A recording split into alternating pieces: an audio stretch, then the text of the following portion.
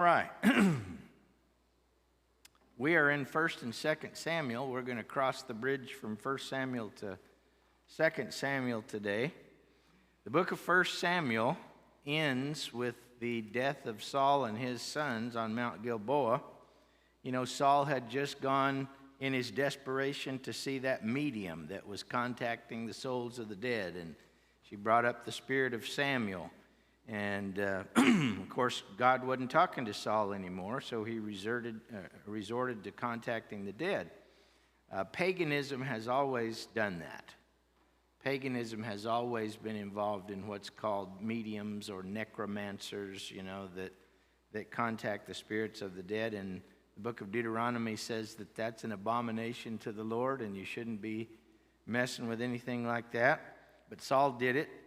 And Saul was desperate, and so the Philistines attacked, and they ran Saul and his 3 sons up on this hill, Mount Gilboa. It overlooks the valley of Jezreel. It's really a beautiful valley out there you can see for a long ways. And 1 Samuel chapter 31, verse 2, the Philistine pressed hard after Saul and his sons. They killed his sons Jonathan, Abinadab, and Malchishua. And the fighting grew fierce around Saul, and when the archers overtook him, they wounded him critically. So then he said to his armor-bearer, "Draw your sword and run me through, or these uncircumcised fellows will come and run me through and abuse me." But his armor-bearer was terrified and would not do it. So Saul took his own sword and fell on it.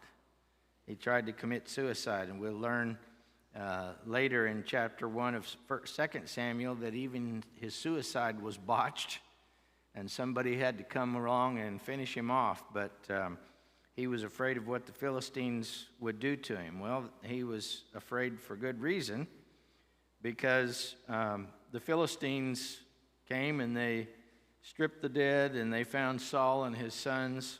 Verse 9, they cut off his head, stripped off his armor. Verse 10, they put his armor in the temple of the Ashtoreths, and they fastened his body to the wall of Bethshan. So, you know, the great battle of Gilboa, David mourned over it in 2 Samuel chapter 1. God had told Saul a long time ago in 1 Samuel that he had taken the kingdom away from him, and he'd given it to David, but Saul wouldn't listen, see? And so Saul ended up dying there. And let me get past this. They put Saul's armor in the temple of Ashtaroth. Let me talk about that a minute. Ashtaroth is a plural. Anything with an O-T-H on the end of it in the Old Testament is a plural. The female fertility goddess is Asherah, and the plural is Ashtaroth.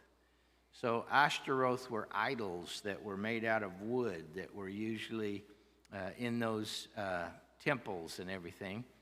And so his armor was placed in a pagan temple, kind of fitting since he was involved in paganism before he died.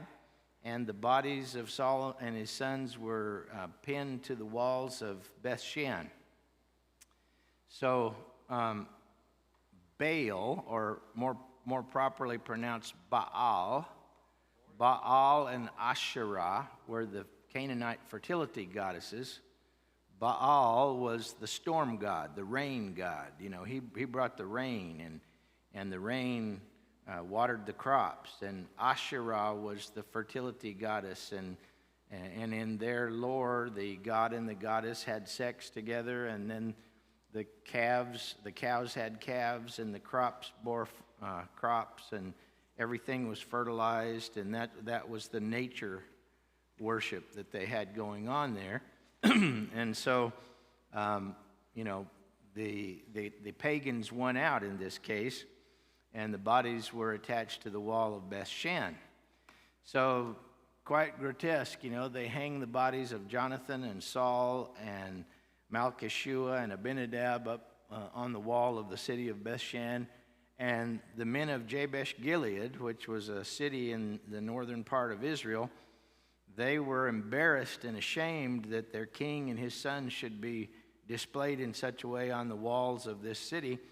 And so they all came together at night and stuck up there, and they took Saul's body down and Jonathan's body down and his brothers' bodies down, and they buried them and gave them an honorable burial. Beth-shan is up in the northern section of Israel, and you'll see that yellow arrow up there. The city of Beth-shan is a humongous dig. It has a beautiful archaeology from the time of Jesus and after the time of Jesus. But up on that hill where you see that yellow arrow is the old city that goes back to the time of David, 1,000 years before Christ. So if you walk through this time of Jesus city and after, and you see all the Greek stuff and Roman stuff in this city, and then if you want to, you can walk up that tell where the ruins are buried of the ancient city of Beth-shan, and you can see the ancient city where Saul and his sons were buried. Now, there's a temple complex there, and there were pagan temples all along the street of Beth-shan, and it says that they hung his armor in the temple of Ashtoreth. Very likely these temples that are here were not temples of Ashtoreth, but temples of later Greek and Roman gods and goddesses. But it gives you the idea of the pagan worship that was going on there at Beth-shan. Some of the architecture at this ancient city is absolutely amazing. This arena at Beth-shan was just fantastic. I mean, it was just wonderful, beautiful. And you would sit up on these high seats, and if somebody was down in the bottom down there where you see those people standing, they could talk in a voice just like I'm talking right now, and you could hear everything they were saying up there because of the acoustics in that thing.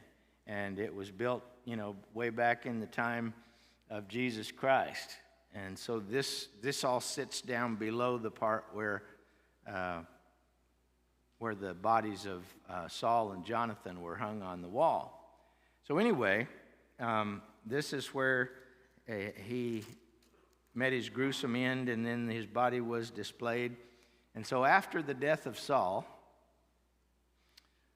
David is there, and in 2 Samuel chapter 1, verse 2, on the third day after this battle, a man arrived from Saul's camp with his clothes torn and with dust on his head, and when he came to David, he fell to the ground to pay him honor. Now, I don't know if this guy was a slave that Saul had taken. He was an Amalekite. But David says in verse 3, "Where have you come from?" And he answered, "I have escaped from the Israelite camp." "What happened?" David asked. "Tell me." He said, "The men fled from the battle. Many of them fell and died, and Saul and his son Jonathan are dead." Well, you can imagine how David was very stricken with grief, as we'll find here, especially because of Jonathan. Then David said to the young man who brought him the report, "How do you know that Saul and his son Jonathan are dead?" And he said, "I happened to be on Mount Gilboa, and there was Saul leaning on his spear with the chariots and riders almost upon him. When he turned around and saw me, he called out to me, and I said, 'What can I do?' And he said, 'Who are you?' 'An Amalekite,' I answered.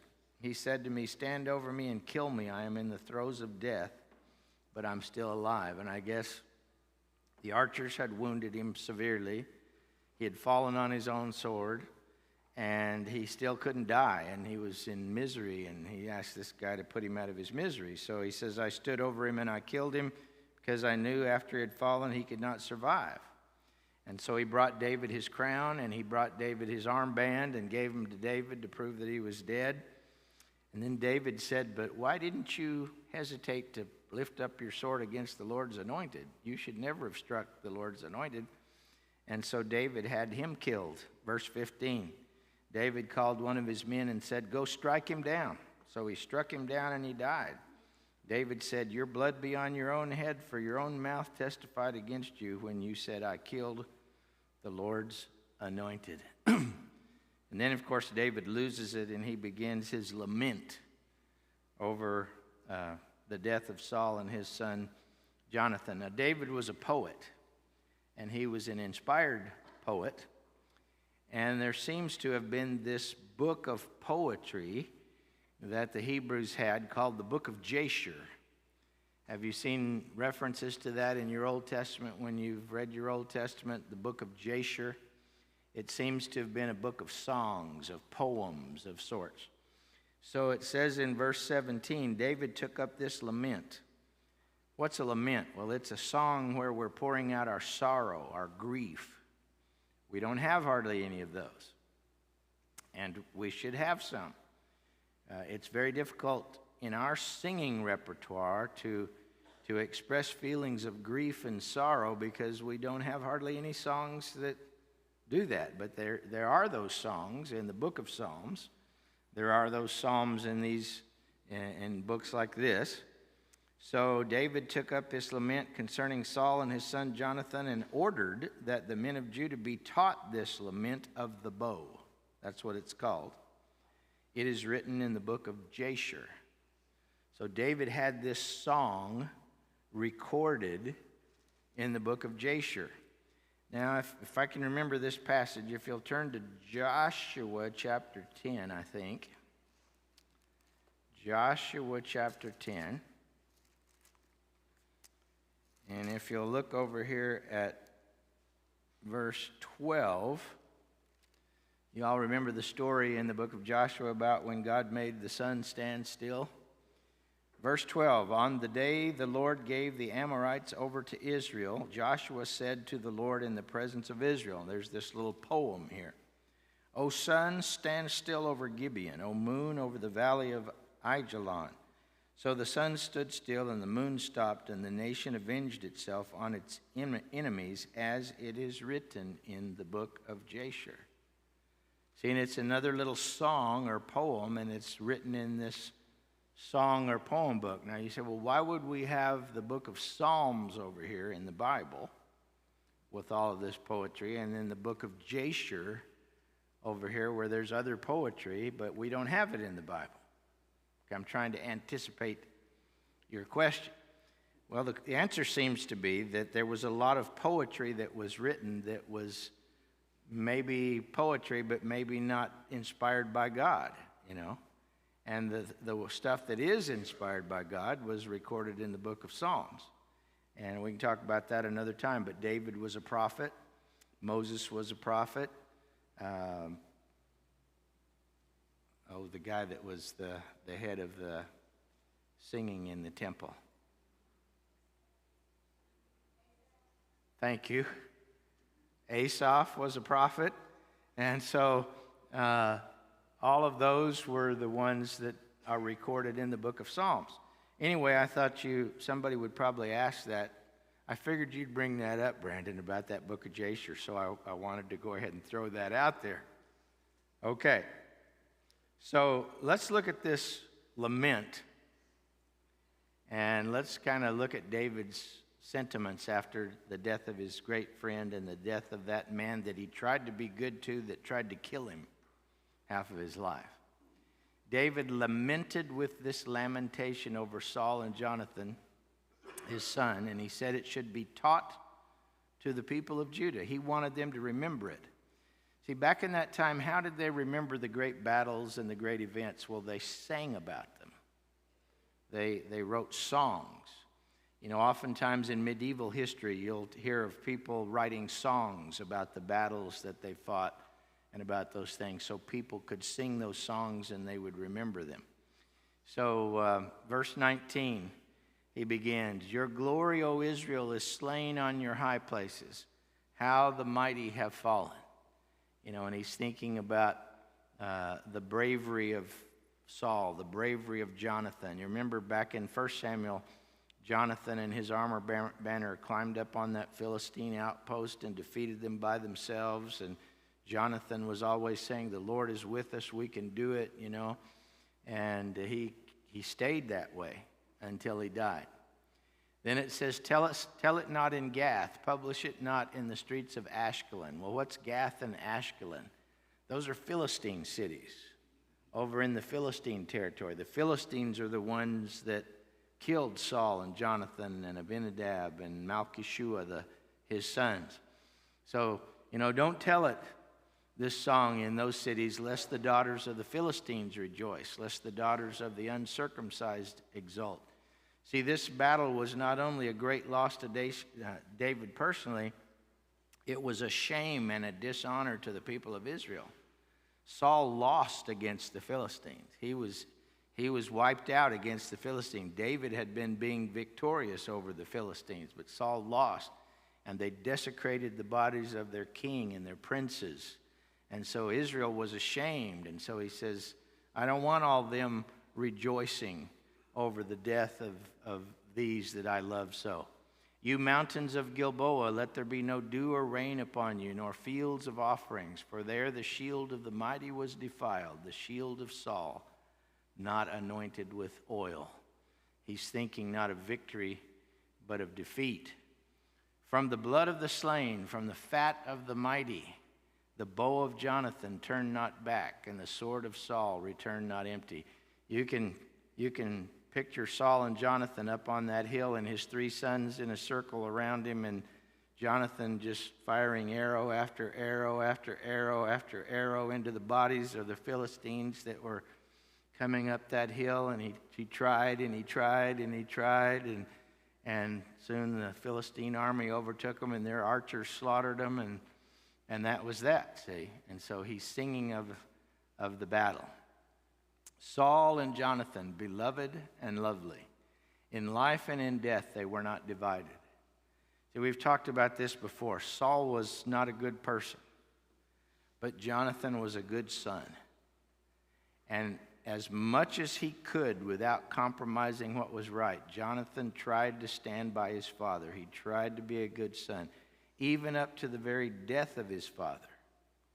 He tried to be a good son, and at the same time, he tried to be an honest and good friend to David. He walked a fine line. Very difficult. And we've emphasized numerous times that oftentimes we have to try to walk such fine lines, being good to people and at the same time being faithful to God. Sometimes that's very difficult, but Jonathan did a good job.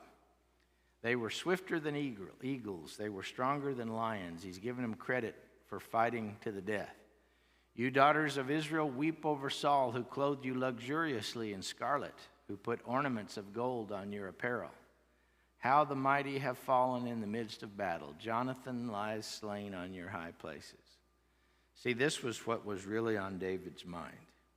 The best friend he ever had in the world, the closest friend he ever had in life, was dead, and he was irreplaceable, and David was grieving.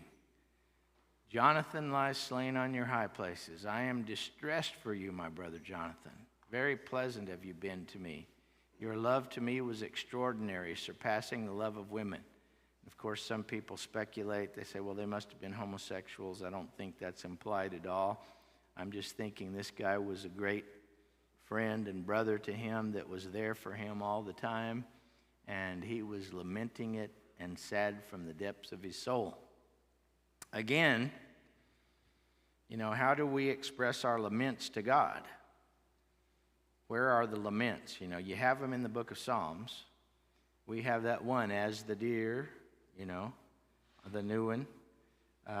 Or we have, from the depths of my soul I cry out. That's the one I was trying to think of. That's a lament. But I don't really know of any others that we have in our repertoire that are actually laments, where we can worship God, pour out our hearts to God in our grief. So we have lots of praise songs, but are there times when you don't feel like praising, but you feel like crying? There are, aren't there? And we can also pour out that heart to God if we have words to express those things. Sometimes psalms like Psalm 22, my God, why have you forsaken me? Why are you so far from me and from the sound of my groaning? I cry out by day, but you do not hear, by night, and you do not listen. You go on and on, but that's kind of a lament in that situation. Was this lament David's words, or was he reading? No, I think these are David's. David took up this lament concerning Jonathan This seems to be David's words that were then added to that book of Jasher, but they're also in the scripture here. There's lots of things that are in the book of Jasher that are not in scripture.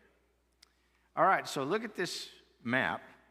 What happens after David laments, it says in 2 Samuel chapter 2, in the course of time, David inquired of the Lord, shall I go up to one of the towns of Judah? David was staying in a Philistine town, and he had been in a Philistine town, hiding from Saul. Now Saul is dead. So he asks the Lord, shall I go up to one of the towns of Judah? And the Lord said, go up. Now remember, when Saul tried to inquire of the Lord, God wasn't answering Saul, because Saul wasn't doing what God wanted him to do, but God answered David. Where shall I go? He said, well, go to Hebron, the Lord answered. So if you look at the bottom in the pink on your screen that you can see, you'll see Jerusalem right there at the line, and then you'll see Bethlehem, and then to the south and to the west a little bit, you'll see Hebron. Hebron was the place where, to the west, I'm making sure I said that right and left, east and west. I think I've got those down. But I can't see the one way back there. I can see this one right here. But anyway, so he goes to Hebron, and he rules there over the people of Judah for 7 years and a half. Verse 4 says, the men of Judah came to Hebron, and there they anointed David king over the house of Judah.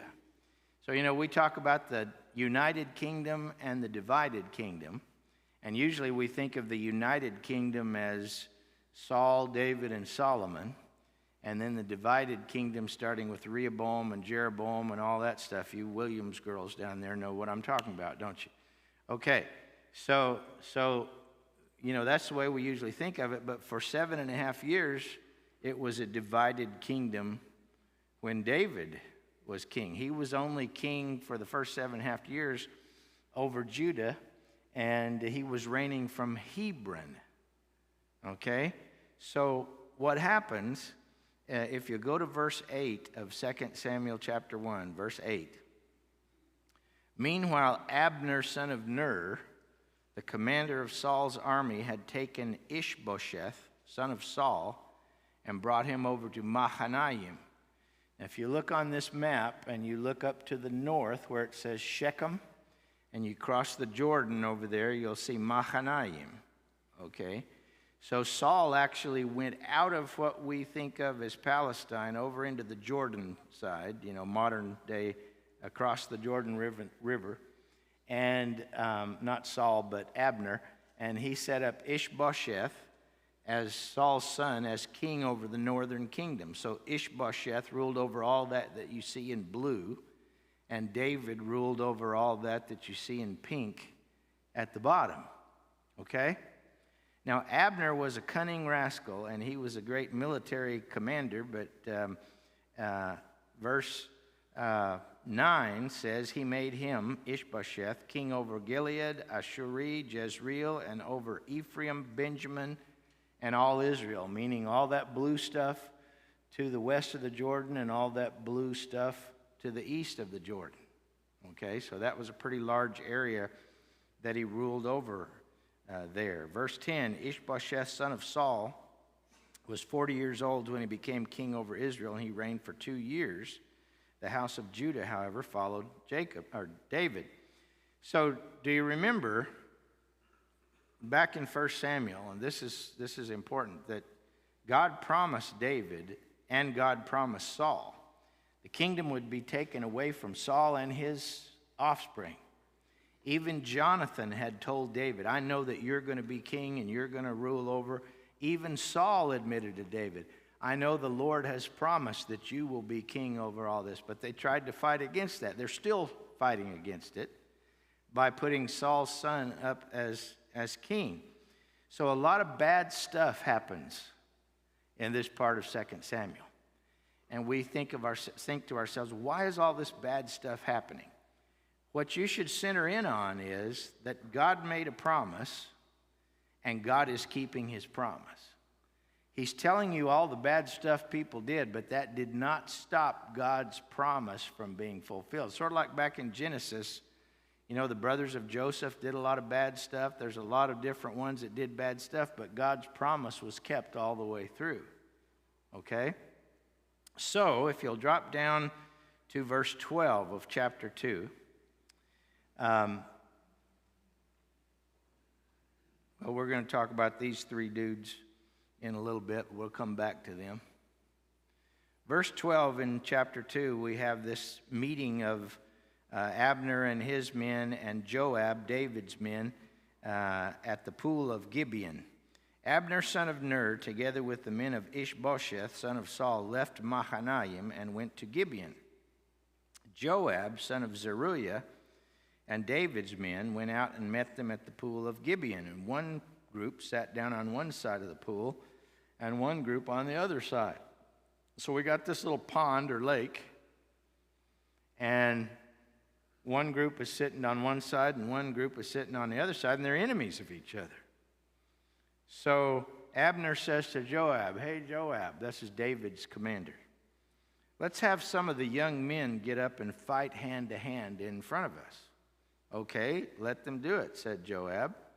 So they stood up and were counted off, 12 men for Benjamin and Ishbosheth, son of Saul, and 12 for David. And so these 12 and 12, 24 young men engaged in battle together, and immediately everybody stabbed everybody and killed everybody. And then all the rest of them jumped up and fought each other. Okay, there was a big battle that ensued around that pool. Verse 17, well, actually verse 16. Look at verse 17. "The battle that day was very fierce, and Abner and the men of Israel were defeated by David's men." Now, why should we be surprised at that? Because God promised, didn't he? "I'm going to give you the kingdom, David, and it's not going to be given to Saul. It's not going to be given to his descendants." He said, but this was terrible. Yes, it was terrible. It was unnecessary, but it was the way things were. Then he says in verse 18, "The three sons of Zeruiah were Joab, Abishai, and Asahel." Now, you may or may not remember back in 1 Samuel, Abishai was the one, I think, that went down into the camp of Saul with David, and Saul's spear was in the ground by his head and his water jar, and Abishai wanted to kill Saul right there, and David said, "Don't do it. Take his spear out of the ground, take his water jar. We'll go off," and then he calls him from the other hill. See, that was Abishai.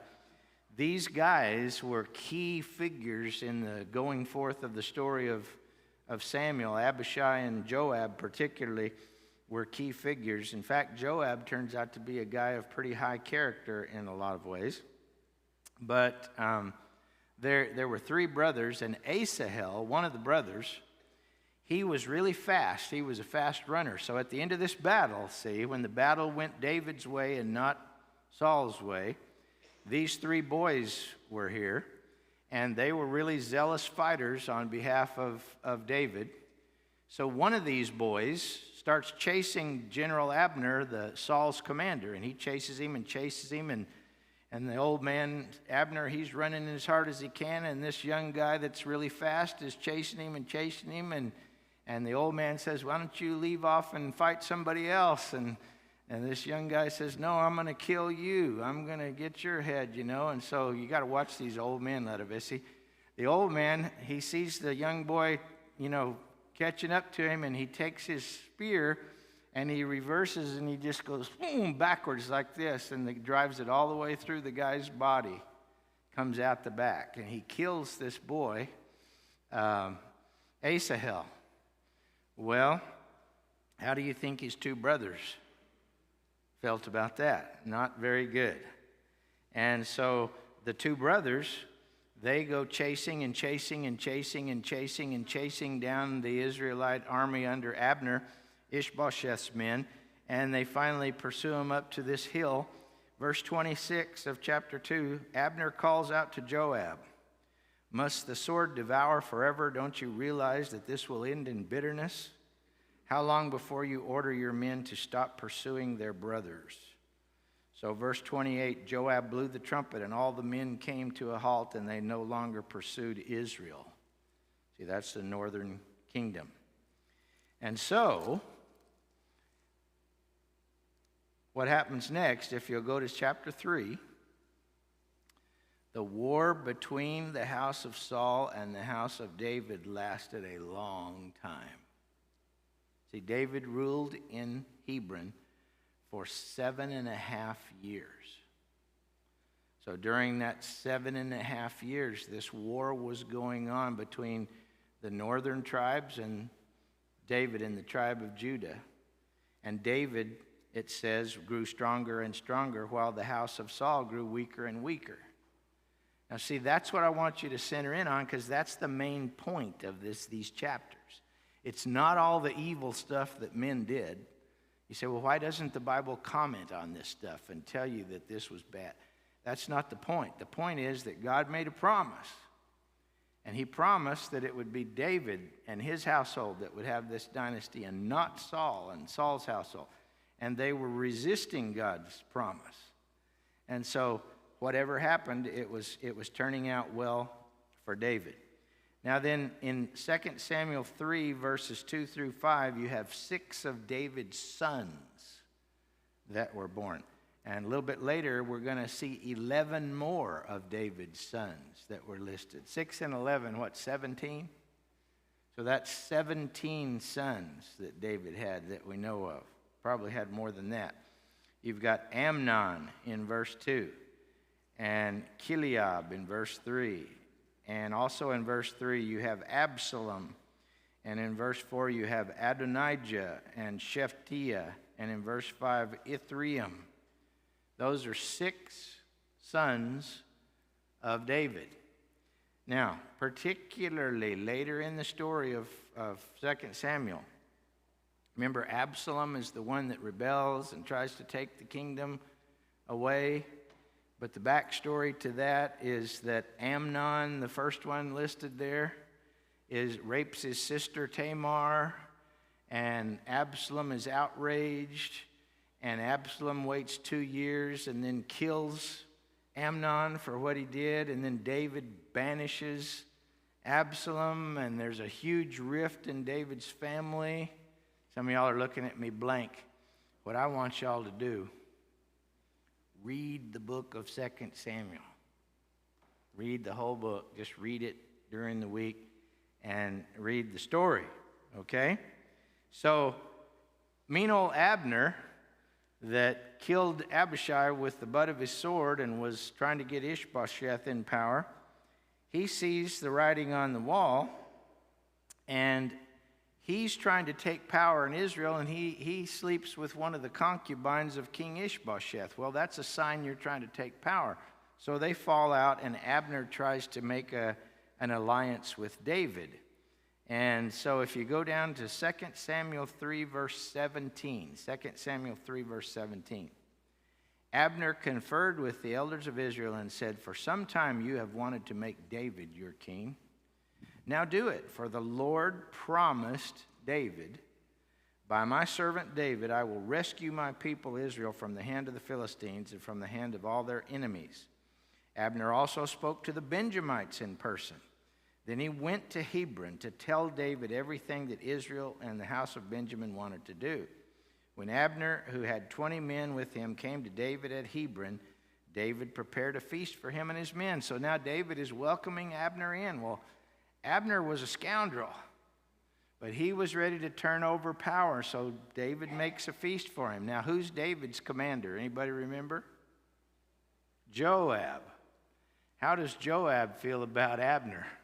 Not good, because Abner killed his brother and all these kinds of things. And so Joab is out of town, by the way, while this happens. And so David sits down and he makes a covenant with Abner that, okay, we're going to be at peace. Look at verse 22. Verse 22, just then David's men and Joab returned from a raid and brought them a great deal of plunder. But Abner was no longer with David in Hebron because David had sent him away and he had gone in peace. But when Joab and all the soldiers with him arrived, he was told that Abner, son of Ner, had come to the king, and that the king had sent him away, and that he had gone in peace. So Joab went to the king and said, "What have you done? Look, Abner came to you. Why did you let him go? Now he's gone. You know Abner, son of Ner. He came to deceive you and observe your movements and find out everything you were doing." So, without David's knowledge, Joab sends messengers, and he brings Abner back and acts like he's going to help make peace, and he takes him out into the gateway and sticks a knife in his guts and kills him, unbeknownst to David. And then verse 28, David hears about it. Verse 27, he says he did this to avenge the blood of his brother Asahel, and Joab stabbed him in the stomach, and he died. And later David heard about this and said, "I and my kingdom are forever innocent before the Lord concerning the blood of Abner, son of Ner." Now, a lot of this sounds a little skeptical to me, because all the Israelites, they're now wanting to come to David. But David's commander kills Joab. Well, David didn't know about it, that's true.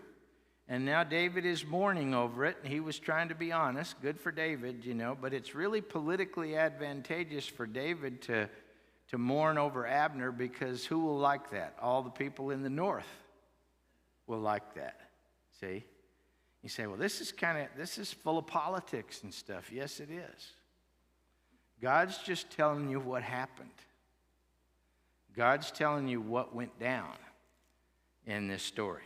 See, and so David mourns, and again, if you look at verse 33, the king sang a lament for Abner. "Should Abner have died as a lawless die? Your hands were not bound, your feet were not fettered. You fell as one falls before wicked men." Look at verse 36. "All the people took note and were pleased. Indeed, everything the king did pleased them. So on that day, all the people and all Israel knew that the king had no part in the murder of Abner, son of Ner." So David had the kingdom. All the kingdom that was happy with him. Everything that God said had come to pass. And God had given David both Israel and Judah. But then there was one more murder to take place. There's a lot of killing in this, isn't there? There's a lot of murdering going on here. So there were these two guys that they belonged to Saul's sons up there, One of them's name was Baanah. I want to say banana, but it's Baanah. And the other was Rechab. And they said, "You know what? Ishbosheth is really not the right king, and David has been declared king. So we're going to do the king a favor." So they go to Ishbosheth's house in the hot part of the day, and Ishbosheth is taking a nap. I took me a nap yesterday. Did any of y'all do that? No, but I did. I took me a good one.